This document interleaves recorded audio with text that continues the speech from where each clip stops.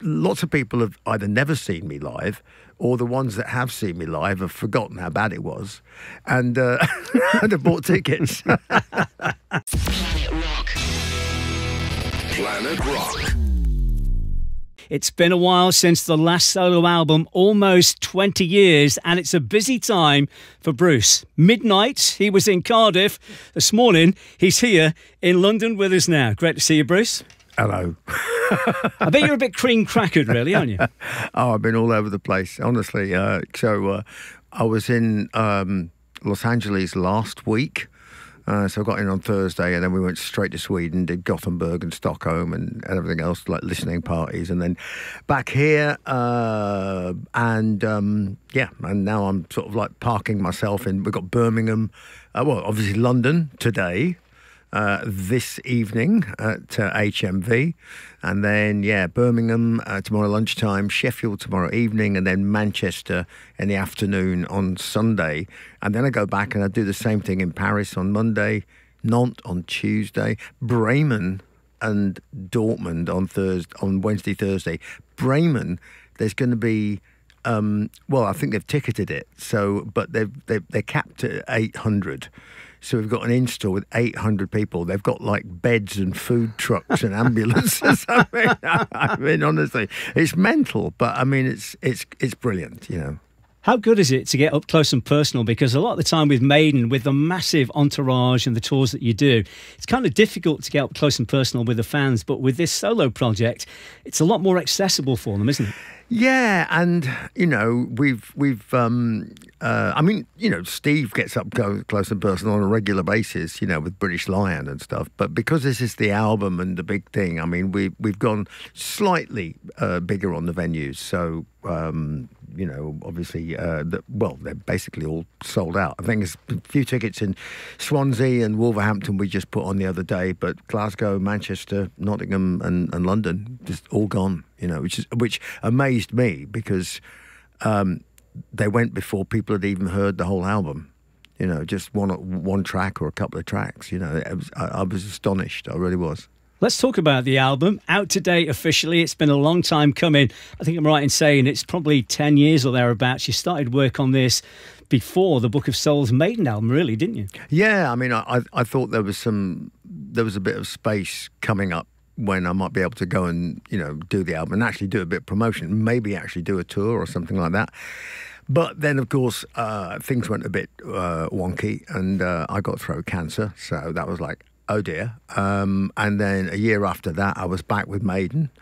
And then we were crazy busy for 2 years, and then the world went mental with COVID. So after all that, I got back finally when we were allowed back to go back to the States, and said, isn't it about time?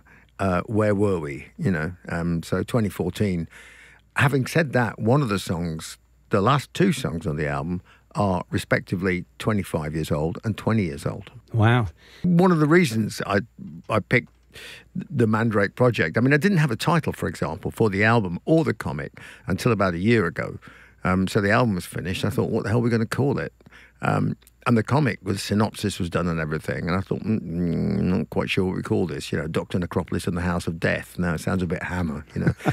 And so when I was mulling things around, I thought, well, I want something sounds a bit, you know, clandestine, conspiratorial for the comic, because it is a clandestine organisation in the end. So I thought, yeah, the Something Project, but make sure it doesn't sound like the Alan Parsons Project, you know, the Something Project. And for some reason, the Mandrake just popped into my head, and I thought, actually, that's quite good. What else is there out there called that? No, it sounds like it's some sort of UFO thing or whatever. I don't know. So it intrigued me, and I thought, well, if I was interested to know what is this, other people might be as well. And then I thought, well, it works for the album too. So the cover of the album was, I was pretty specific what I didn't want on it. I didn't want one of these like photoshopped things. I wanted something that was a bit of a puzzle. When you looked at the cover, you thought, wow, what's that? You know, and then you look inside and you go, ooh, what's going on now? You know, so all the pictures are actual photographs, unretouched. And for me, that was very important because one of my favourite album covers of all time was the very first Black Sabbath album cover, which is just hypnotic. You know, you look at that picture, and I used to stare at it for hours going, what's going on there? And I thought if I could even begin to capture some of that sort of feeling and a bit of mystery on this album, because it is a double vinyl gatefold, all singing, all dancing, you know, if you get that particular version of it. It's worth doing it because it's, for me, the cover art is as much an expression of the music as the music itself. You're taking it on the road. We mentioned some of the dates. Most of them are sold out. Any remaining tickets, planetrock.com/tickets. Roy Z, your collaborator again. But unfortunately, we found out very recently, Roy's not going to be joining you in the band as planned. No, he's not. It's just, disappointing. But there you are. You know, he had a lot of stuff going on at home. And basically, there's stuff he can be doing in the studio. So he can be at home and... we are in the middle of doing Dolby Atmos mixers for all of my back catalogue, and that requires quite a lot of stuff because we're not just remixing, we're also, what's the expression, reimagining some of the albums. So some of the albums that should have been, frankly, a bit heavier, like Balls to Picasso, we can stick some new stuff on, and there's some stuff that didn't get mixed onto the album that was recorded that we can take a view on as well. So there's quite a lot of exciting stuff going on there. So there's going to be lots for him to get on with whilst we're touring. But we've got two fantastic guitar players, Philip Nasland from Sweden and Krista Kluk, who actually is already on the record because he played the solo on Rain on the Graves. And so he's based in LA. He's a Swiss guy. But he lives in LA, based in LA. And Philip was based in LA, but now lives back in Sweden. So it's going to be an incredible band. I jammed with both guitar players, and I was like, I'm just going to take both of them. I'm just going to take Not both that you're greedy, right? Yeah, just take both of them, because, obviously there's a lot of twin guitar parts on the record, and there's also quite a bit of keyboards on the record and lots of stuff. So we'll find lots of there'll be no idle hands on stage, but it'll sound magnificent. I've already jammed with Tanya and Chris and Philip and Dave Moreno when I was out in LA just to give it a quick once around the houses with some of the tunes, and it was so exciting. It really was. So how much of the new stuff is going to be performed on the tour in May? Or is it going to be pretty much all of it and then some from the back catalogue? Well, I mean, I want to make sure that people come to the show and just go away going, wow, that was great, cracking, and you can't expect people. I mean, it's not like the Sermon on the Mount, where you turn up and it's like, and you're going to have this whether you like it or not, So I'm going to play certainly 4 tracks off the new record, and we'll just see how it goes, because the band it's not a situation like a Maiden situation where, because we have a big show, because we have everything coordinated with the lights and monsters and pyro and everything, once we get out there, the show is pretty much set in stone what we're going to play.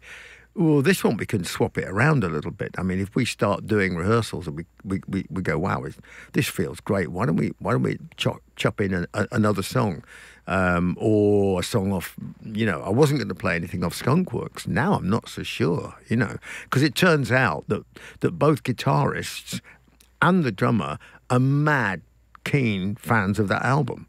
So I've just done an Atmos mix of Skunkworks with the blessing of Jack and Dino. And it sounds brilliant.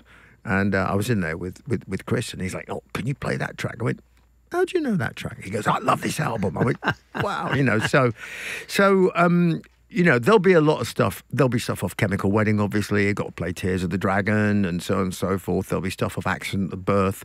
So it's going to be, a smorgasbord of the best of, because it's been 19, 20 years since I've toured live. So lots of people have either never seen me live, or the ones that have seen me live have forgotten how bad it was and have bought tickets.